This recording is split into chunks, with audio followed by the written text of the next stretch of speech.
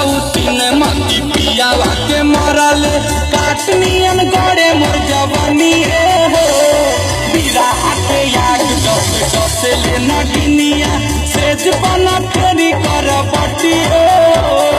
पवन फकर कटानी बापिया खेलू भवले रोजे सुते तानी मच्छरदानी हो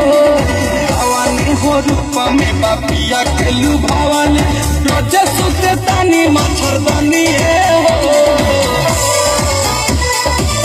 पोखरी एकदम छुड़ा के फाटा अरे मोहना के तनिको नइखे बुझात कि हमारे कन्या कैसे होई हन तोहार तो भातार बड़ा बढ़िया मिलल बाड़े लेकिन हमार तो किस्मत फूट गइल बा ए साथी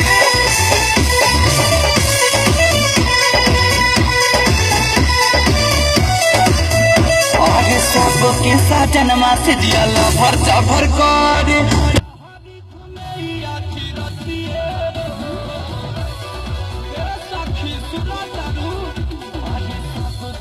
जनवा से जियला भर भर करे रहरी घूमे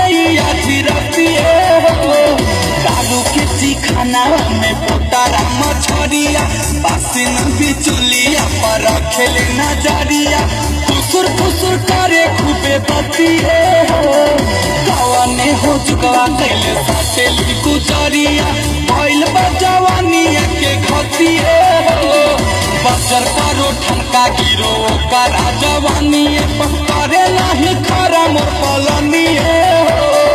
कवन फतर कटनी बापिया खेलू भवले रोजे सुते तानी मच्छरदानी कवन फतर कटनी बापिया खेलू भवले